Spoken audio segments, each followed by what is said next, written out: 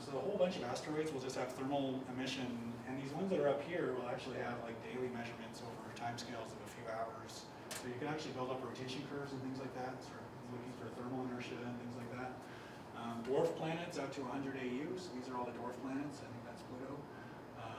And then you can see Earth radii. So this is an Earth radius at 30 Kelvin. You're getting out to almost 1,000 AU. So it's actually, this is a largely unexplored thing in our solar system, is looking for stuff out here. So, so it hasn't happened very much with things like SVT, just because we can't see the ecliptic. So we haven't done a lot of solar system science just because we haven't been looking there. Well, it doesn't need to be ecliptic. It doesn't need to be. That's true. But you're not. These are. We know that all these things are in. All these things are. Almost all of them are in the ecliptic. There's a very small number that get down below 40 degrees of declination.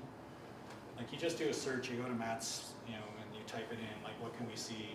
No, but there could be things about. Oh yeah. No, absolutely. Yes.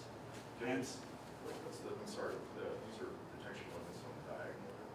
Oh, so these diagonals are just the flux of an object that's an Earth radius that's 30 Kelvin at 3 different frequencies, and the detection limits are down here. Yeah. Well, this as a function of distance. As a function of distance. And so you can see that there's stuff out here past 100 AU, where if there are planets out there, we can find them. We can also do asteroid stuff, but we can already see a lot of asteroids. And you will be able to tell that it's at this distance based on the motion of the sky. Yeah. So the parallax. So for something that's out here, the parallax motion is about 5 arc minutes. So just as the Earth goes around, you'll see it wobble back and forth with a slow drift. And so because it's 5 arc minutes, that's actually, we don't have to worry about confusion. So it's all detectable. All right, so millimeter transients I'm super excited about, and I can't wait to find some. All right, so here's a summary. So, these things that we call CMB surveys, I think are, they're really interesting as CMB experiments, and I'm not ready to abandon CMB experiments as probes of gravitational waves from inflation or neutrino masses, new light particles. There's still lots to be done there, so we're nowhere near exhausting the traditional CMB science we can do, but we're now getting into this regime where, with these very wide areas and high sensitivity, we're actually doing a lot of sort of just survey science. So for a lot of sources, we're not as sensitive. So obviously for things that are like stars, so things that are mainly stars like galaxies, galaxies are not millimeter wave bright in general. So the ones that are interesting. Those are the ones that I showed you. That the millimeter wave bright galaxies are interesting just on their own. But it's a new way of looking at the sky, and we should be seeing some interesting things. Thanks.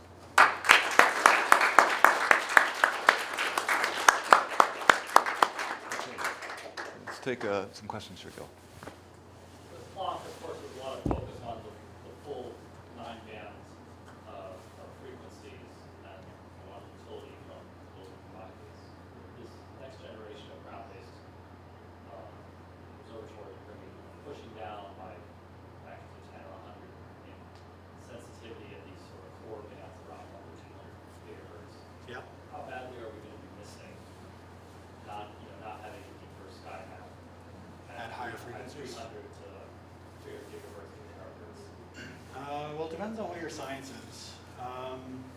So if your main focus is on, say, gravitational waves from inflation, so if you're doing the large angle stuff, then the main advantage of those higher bands is helping you get the dust out.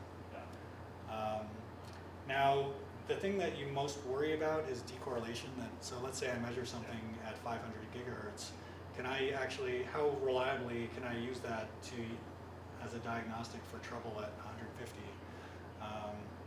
And I think most people would say that that's a little bit too much of an extrapolation to really believe.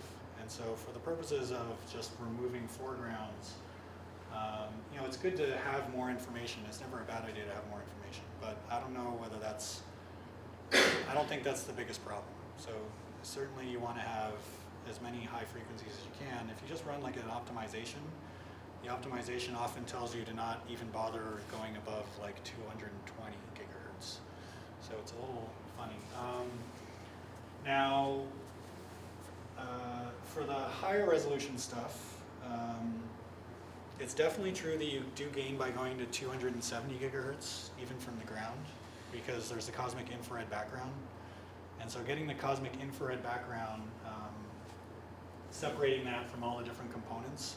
So if you want to do high L, if you want to go after, say, these reionization bubbles that are this really interesting higher order signal that we were talking about before that Cora's worked on. So that has a spectrum that looks just like the CMB. And so you want to remove the Sunyaev-Zel'dovich effect, you want to remove the cosmic infrared background. And so it definitely, there is some utility in going up to higher frequencies there.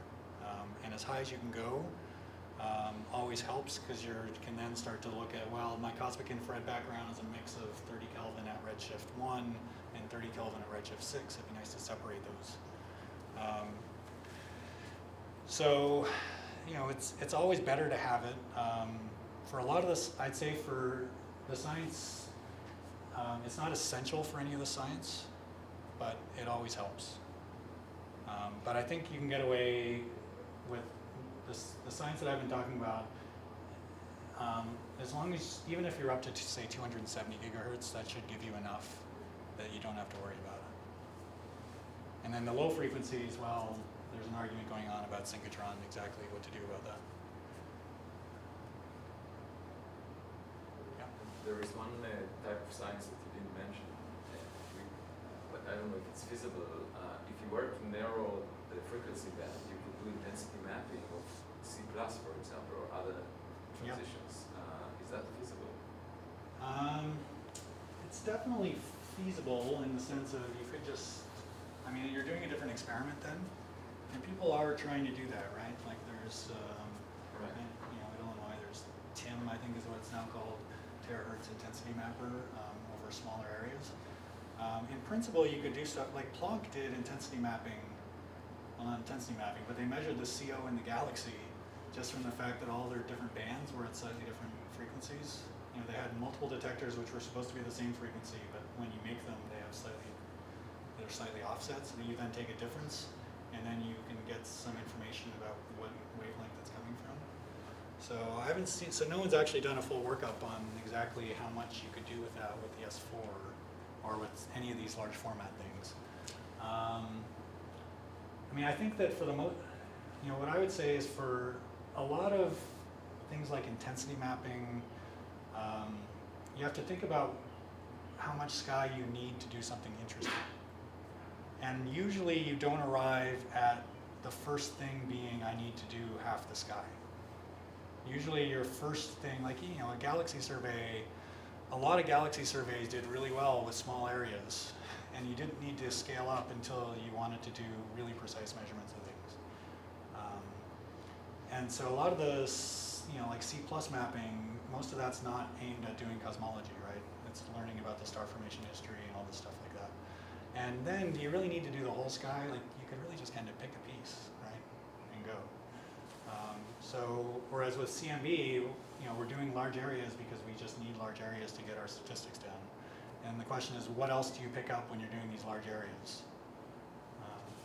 So I'd say, like, even if so intensity mapping, you could probably do a bit with the bands and the band mismatches. But if I was wanting to do that, I would just build an experiment and hammer on some patch of sky that's like 10 degrees. One more question? Okay, well, if not, Gil and I will be going for lunch. If anybody wants to join us, let us know now. And I think you've got a couple of open slots later in the day still, and then you'll be leaving us tomorrow morning. Yeah.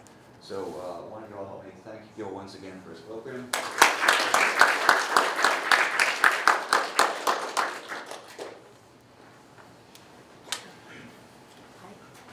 have to run to a beach because Okay. I could be here. It starts at 1, so say,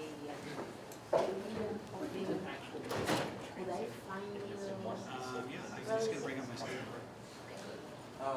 I don't want to make you wait because I cannot regulate that what time it will finish, but I'm assuming it will not go over 2 hours. But we can. It's a defense.